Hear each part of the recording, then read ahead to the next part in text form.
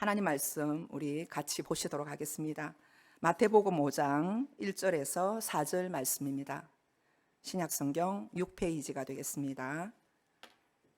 마태복음 5장 1절에서 4절 제가 여러분에게 봉독해 올리도록 하겠습니다.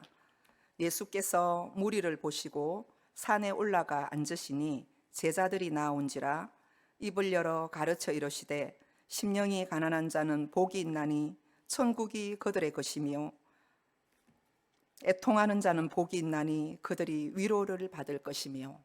아멘. 팔복을 다 이렇게 나누고 싶지만 오늘은 특별히 하나님께서 주신 말씀 가운데 위로가 먼저인가 회개가 먼저인가라는 제목을 가지고 하나님의 말씀을 증거하겠습니다. 예수님께서 본격적으로 공생의 사역을 시작하실 때 제일 먼저 선포하신 말씀이 회개하라, 천국이 가까이 왔느니라, 이렇게 말씀을 하셨습니다. 하나님의 나라가 이미 이 땅에 임했으니 회개하고 하나님 나라의 백성이 되라는 말씀입니다. 그래서 예수님을 구주로 믿고 마음에 우리가 영접하는 순간에 우리의 눈에 보이지는 않지만 실제로 놀라운 일이 일어나는 것입니다. 그것은 우리의 영혼 안에 하나님의 나라가 임하는 거예요. 그러면서 하나님의 통치가 시작되기 시작합니다. 우리의 육신의 눈에는 보이지 않지만 하나님의 통치를 받는 그곳이 하나님의 나라고, 하나님의 나라가 성령께서 우리 안에서 역사를 하면서 우리를 지배하기 시작할 때 우리는 구원받은 자로서 영생이 들어오게 되고 그 순간부터 영원히 영생이 지속되는 것입니다.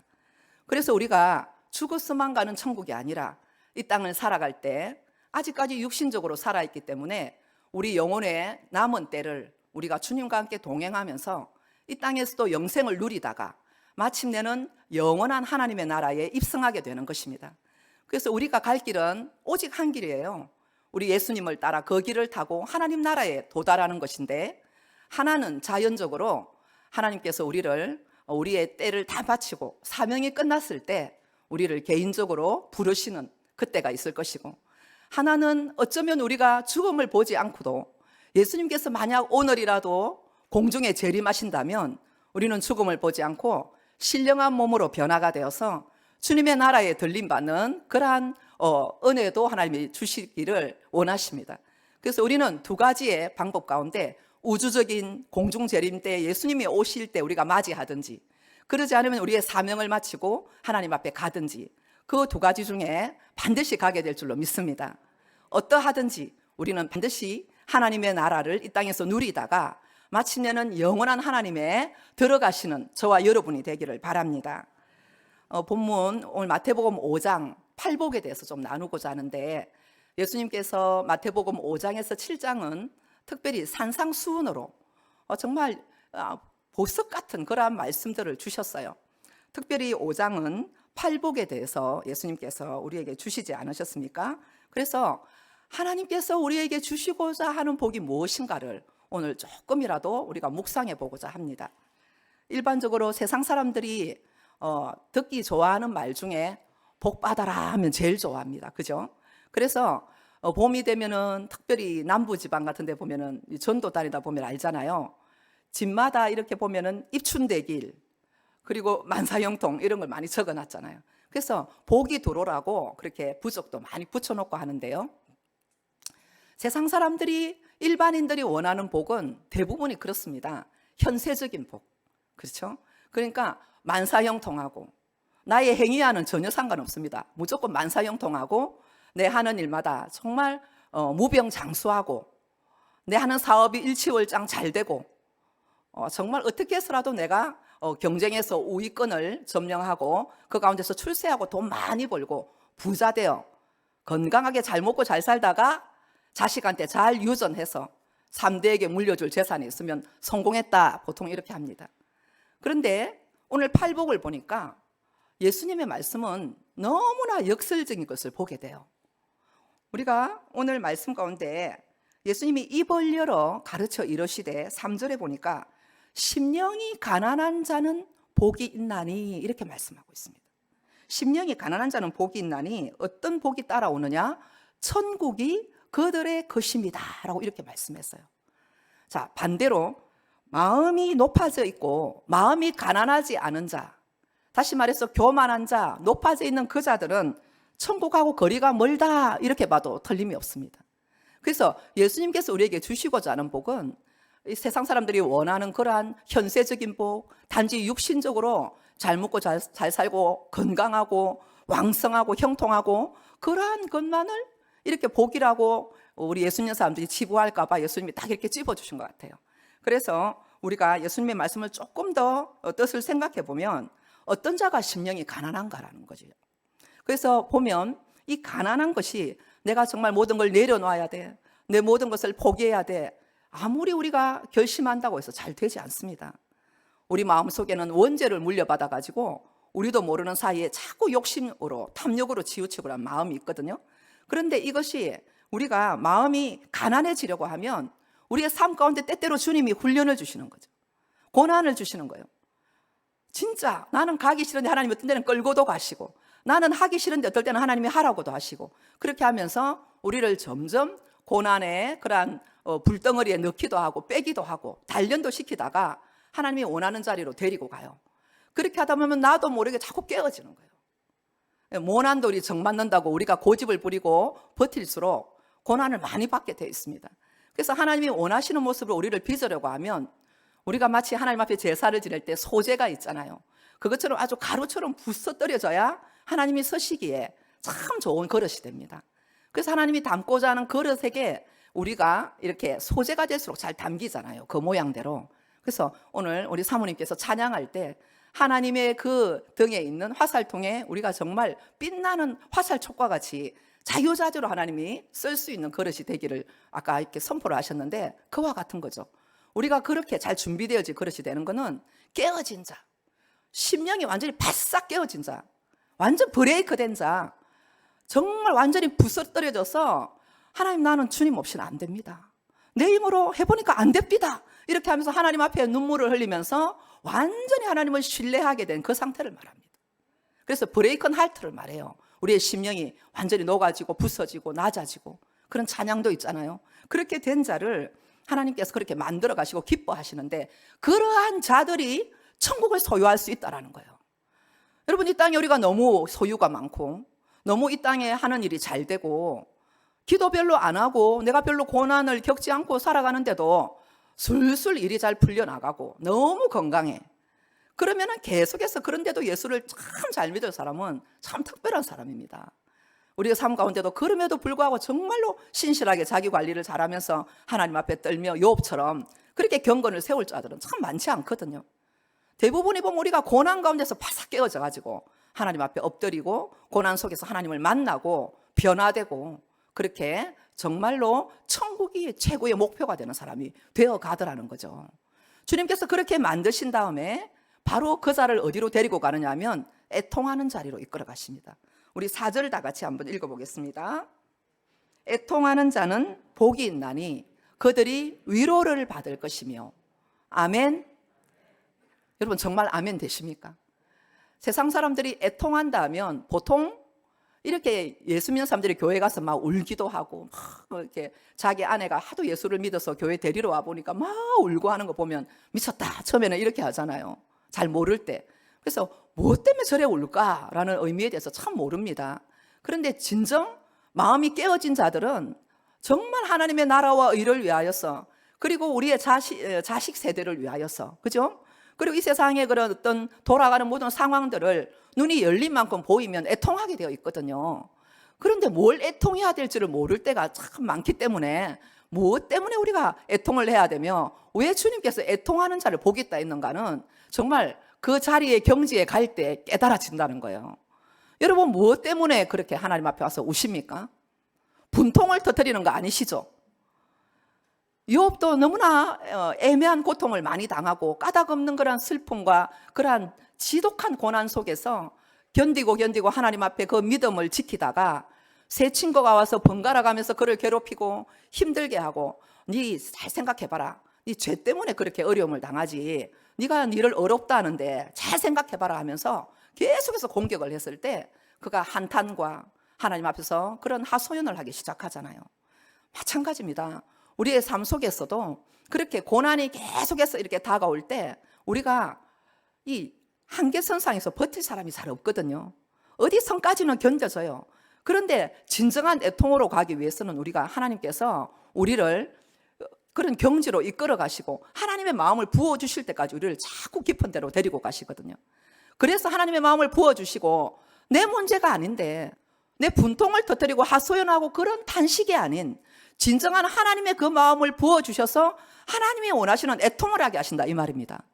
그래서 우리는 주님께서 애통하는 자가 복이 있다라고 말씀한 것이 자기의 그런 신세 한탄하고 넋두리하는 것이 아니라 하나님의 나라를 위하여서 하나님의 의를 위하여 이 땅에 부조리와 불법들이 세워지는 것을 보고 가슴을 치며 하나님 앞에 구르며 기도하고 애통하는 그 애통을 말하는 겁니다. 그렇기 때문에 하나님께서 그러한 자들에 대해서 복이 있나니, 그렇게 애통하는 자는 복이 있나니 그들에게 내가 위로를 줄 것이다 이렇게 말씀합니다. 그래서 오늘 우리가 추구하는 행복과 하나님이 주시고자 하는 복 차이에는 엄청난 차이가 있는 것을 보게 돼요.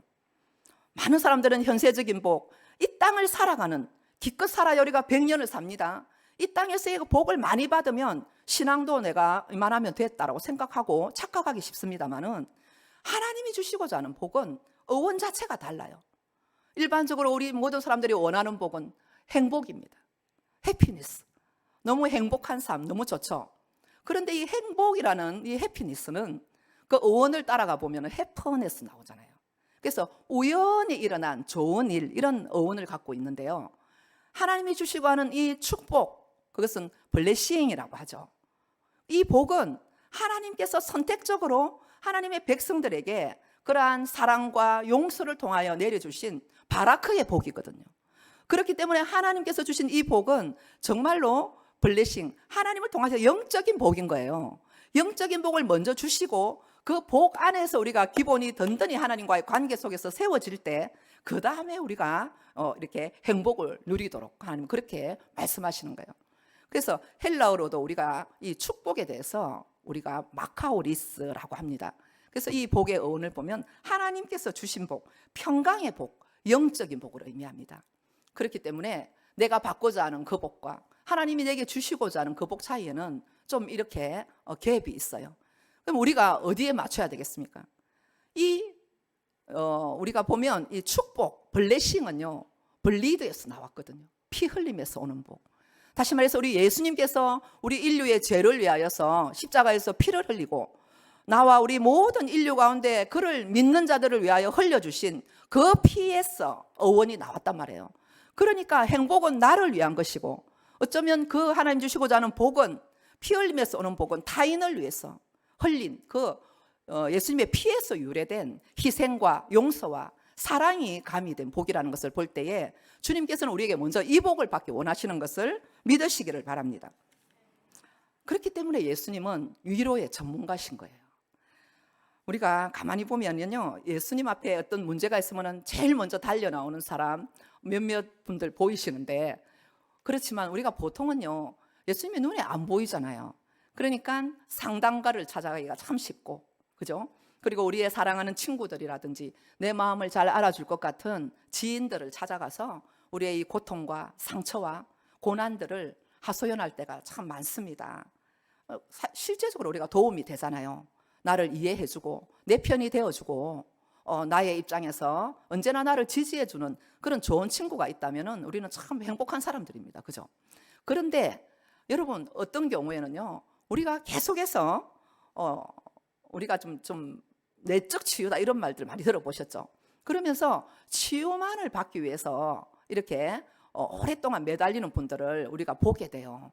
예수 안 믿는 사람들은 어디 가겠어요? 어떻게 하면은 우리가 영적인 그런 도움을 얻지 못하기 때문에 또 병원에 가서 진단도 받고 상담도 하고 이런 코스들이 정말 많이 필요하지만은 어떤 분이 저에게 말씀을 하시는데요. 자기는 5년째 내적 치유를 받고 있대. 그래서 그 한 사람이 자기를 계속 멘토가 되어주고 자기 상황들을 또 이렇게 이야기하고 거기에 대한 또 이렇게 진단을 해주고 처방을 해주고 그래서 5년 동안이나 한 사람을 대상으로 지금 치유를 계속 받고 있대요. 저는 그 말씀을 들으면서 마음이 참 안타까웠어요. 성령님을 만나버리면 그 상처가 단번에 치유될 텐데 왜 5년 동안 세월을 저래 낭비할까? 이런 생각이 정말 들었었거든요. 내적 치유가 정말 필요해요. 우리가 정말 성령 충만한 사람을 만나서 우리의 아픔을 토로하고 같이 기도하고 같이 이 문제를 해결할 공동체가 있다는 건 정말 복이거든요. 그렇게 하셔야 됩니다. 그렇지만은 여러분, 오늘 예수님께서 우리에게 말씀해요. 너 언제까지 그 문제를 맨날 곱씹고 있을래? 그게 수일이 아니라 그럴 수 있죠. 수년째 그 마음에 그 아픔을 품고 언제까지 그것도 꺼내보고 아파하고 도로 넣어가고 상담하고 집에 갈 때는 보따리 싸가 또 들고 가서 집에 가서 밤잠 안 자고 언제까지 그럴래? 그걸 들고 수년째 수십 년째 언제까지 그 문제로 골몰할래? 너 문제에 갇혀서 그렇게 좁게 살래? 주님이 우리에게 말씀하신다는 거예요. 이건 정말로 주님이 원하시는 방법이 아닙니다.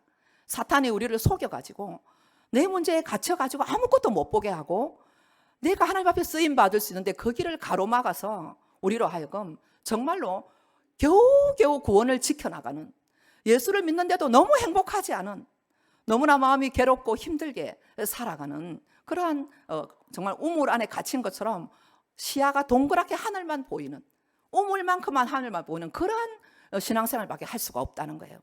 그렇기 때문에 하나님께서는 우리에게 이 상처를 오늘 이 오후 시간에 이 문제를 놓고 많이 기도했는데요, 정말 해결하고 가시기를 바랍니다. 주님이 정말 해결해 주시려고 하시거든요.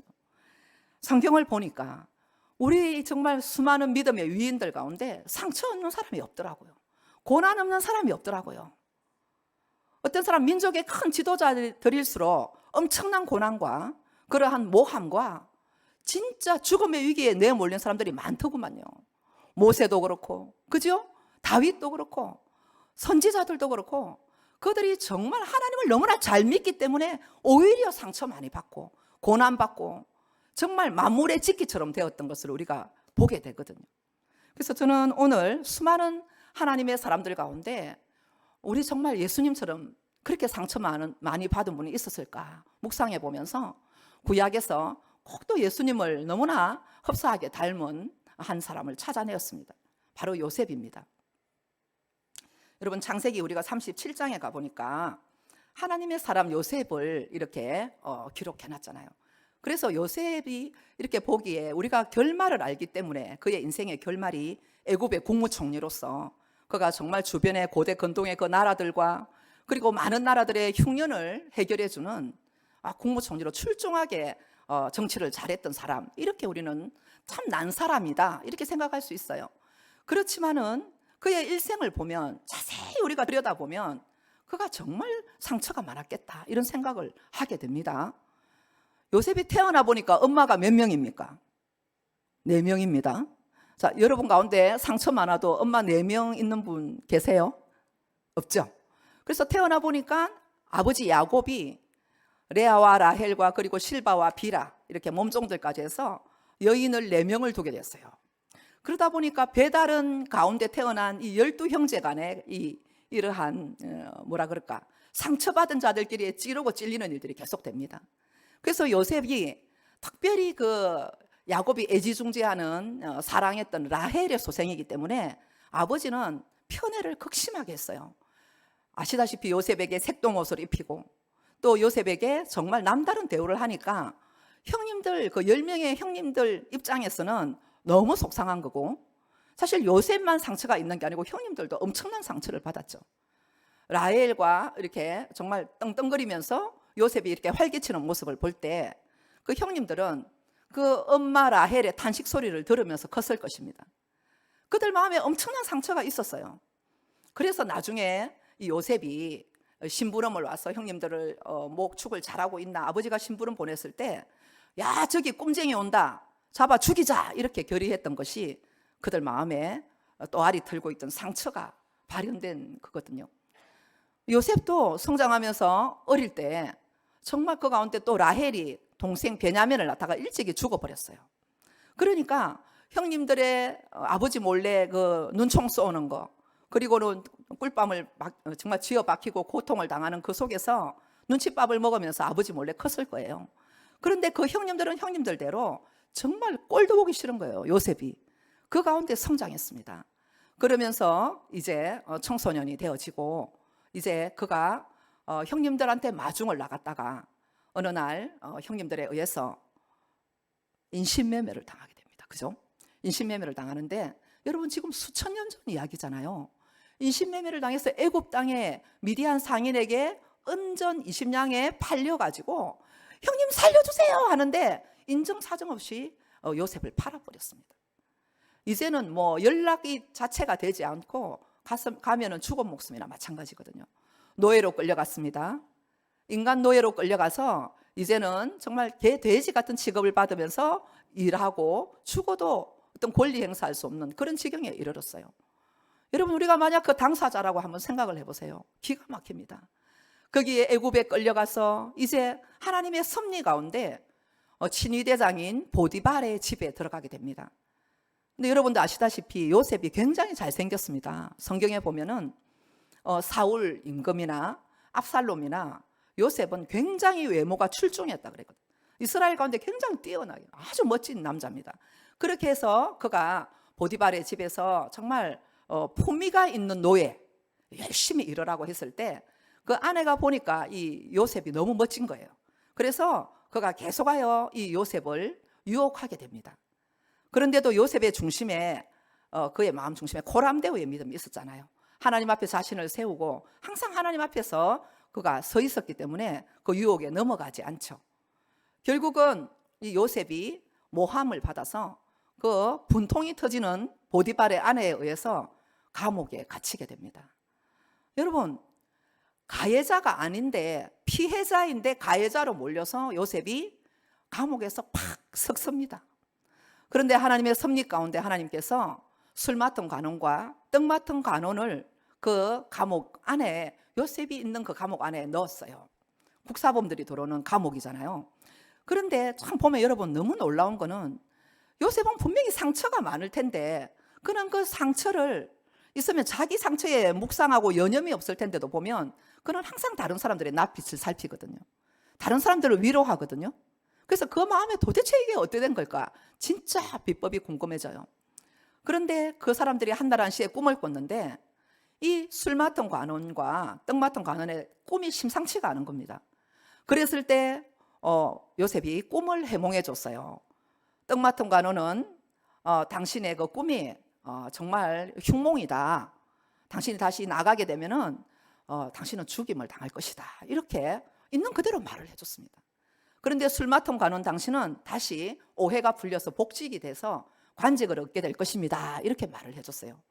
그래가지고 이제 요셉이 이제 술 맡은 관원에게 딱 부탁을 했죠.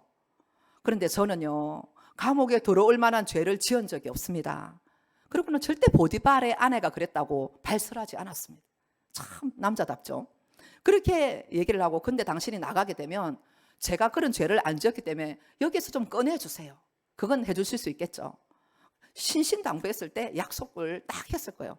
당연하지. 내가 나가면은 당신은 왕에게 딱 내가 술 따르는 아주 고위직이잖아요. 그러니까 딱 얘기해서 특사범으로 빼주겠다고 딱 약속했을 거예요.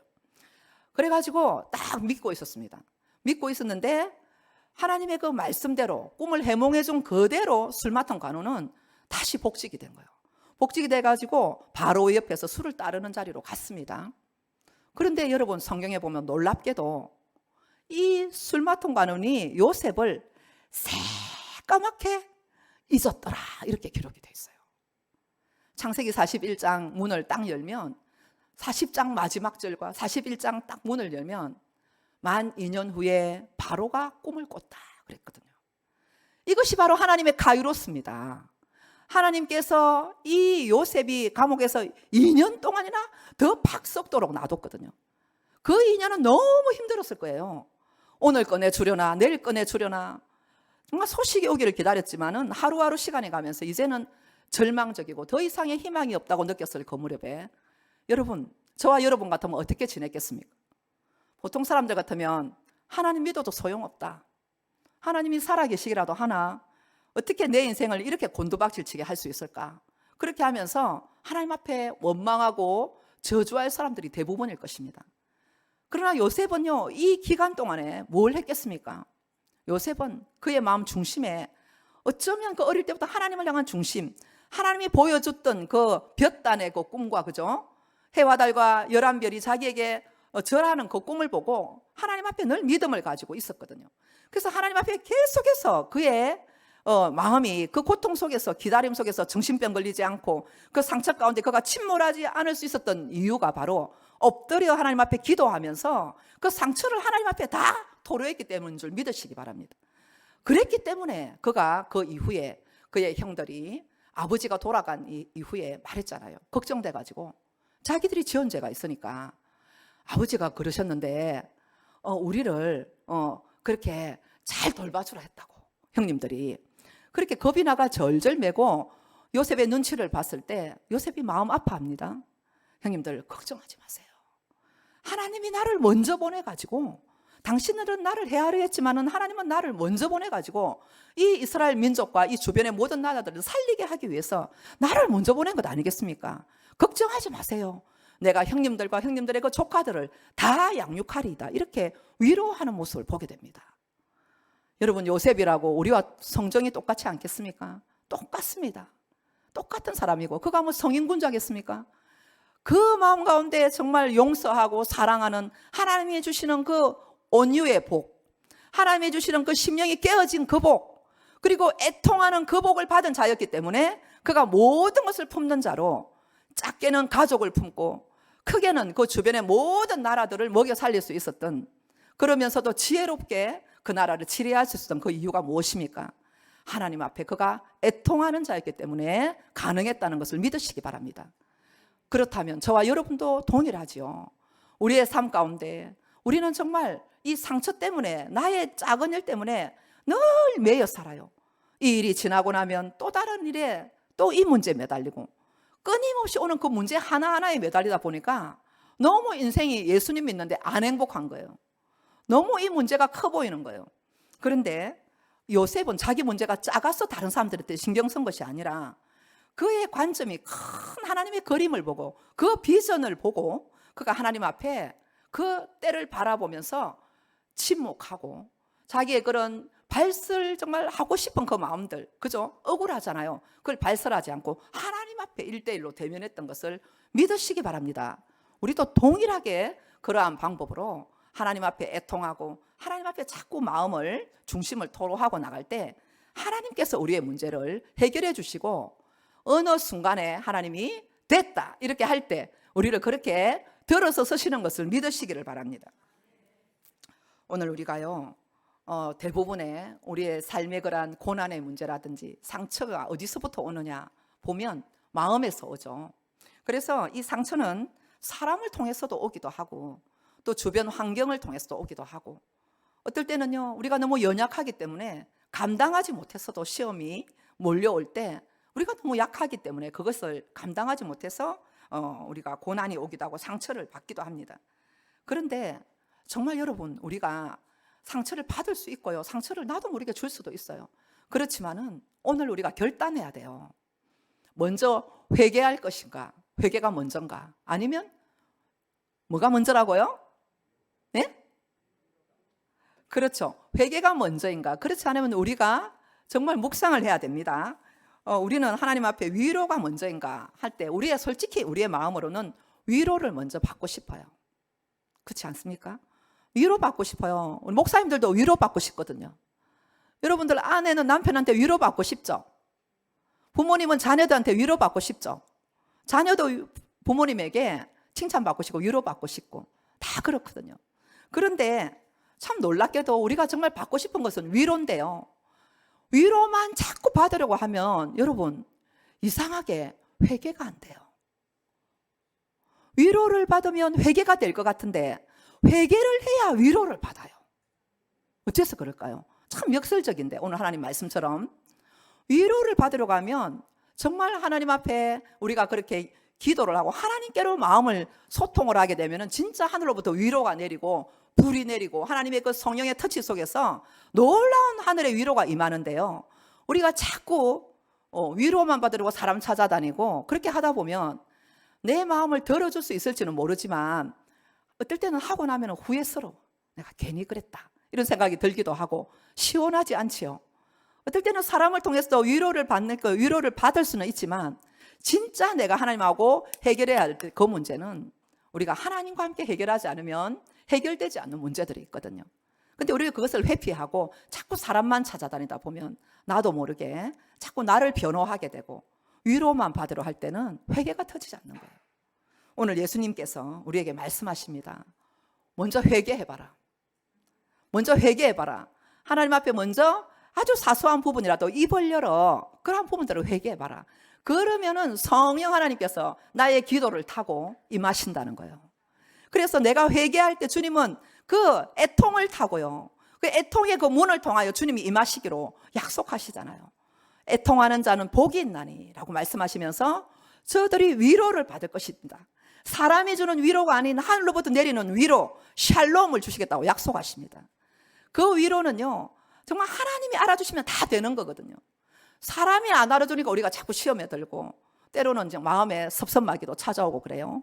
그런데 하나님만 알아주면 진짜 되지. 하나님만 알아주면은 위로가 되는 거예요. 그러므로 우리가 사람에게 별로 신경을 쓰지 않고 자꾸 하나님 앞에 우리 자신을 세우게 되는 줄로 믿으시기를 바랍니다.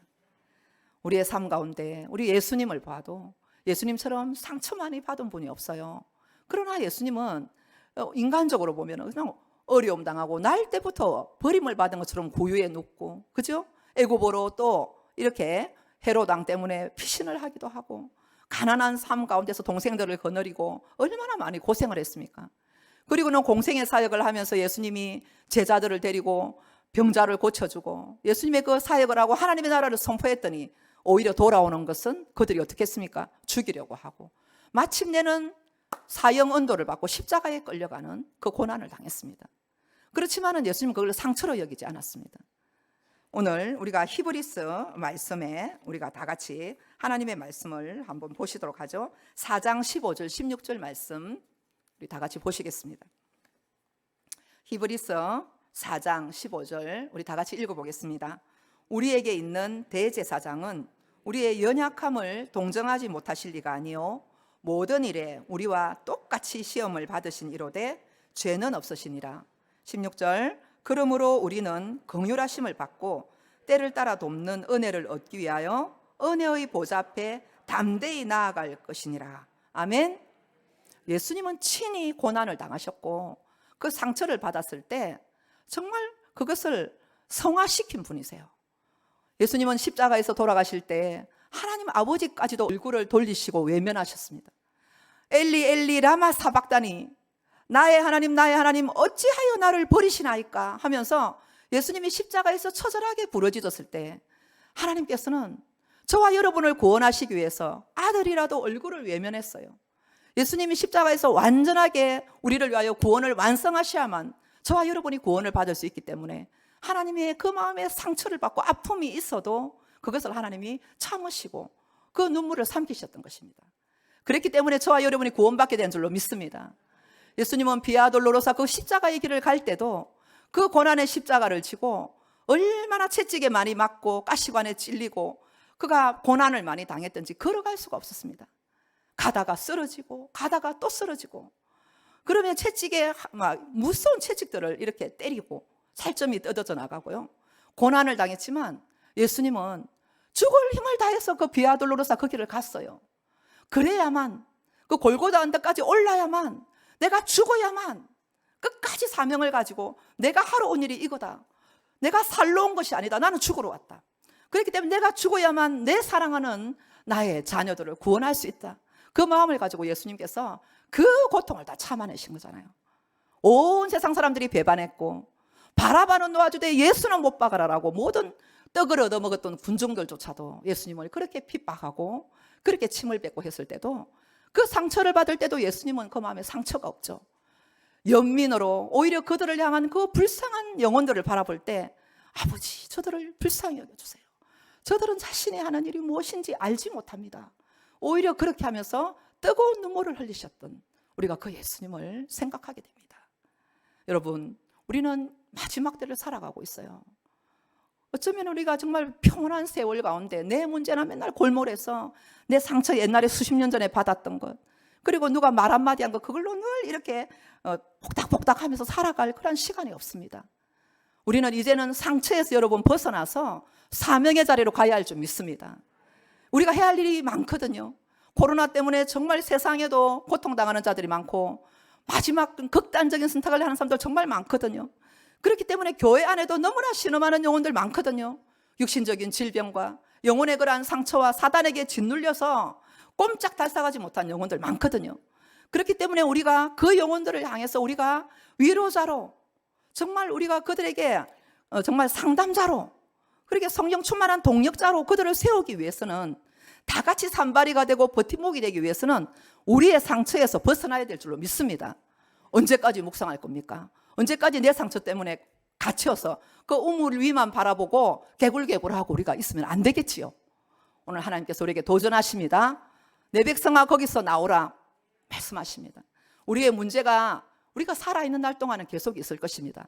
그러나 거기에서 탈출구가 있는데, 우리가 그 탈출구가 죽음이 아니라 우리의 고난의 탈출구, 상처의 탈출구는 바로 예수님께 가는 길인 줄로 믿으시기 바랍니다. 우리를 대신하여 고난을 당하신 그 대제사장은 우리의 연약함을 동정하지 못하실 리가 아니랍니다.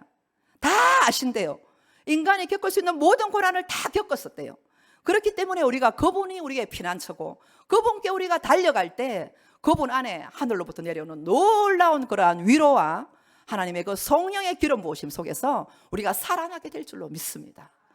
오늘 이 시간에 주님 앞에 여러분 모든 거 다 내려놓으십시다. 산산이 부서지십시다. 소재와도 같이 하나님 앞에 오늘 이렇게 찬양하면서 우리가 나아가면서, 하나님 내 자신 깨뜨려 주세요. 내 자아 고집과 나의 편견, 나의 모든 생각들을 깨뜨려 주셔서 주님이 정말 어느 곳에 담아서 쓰더라도 부족함이 없는 그러한 소재물처럼 하나님 저를 그렇게 빻아주시고 정결케 하여 주시옵소서. 그런 마음으로 우리가 오늘 하나님께 찬양하며 기도하는 시간이 되기를 바랍니다.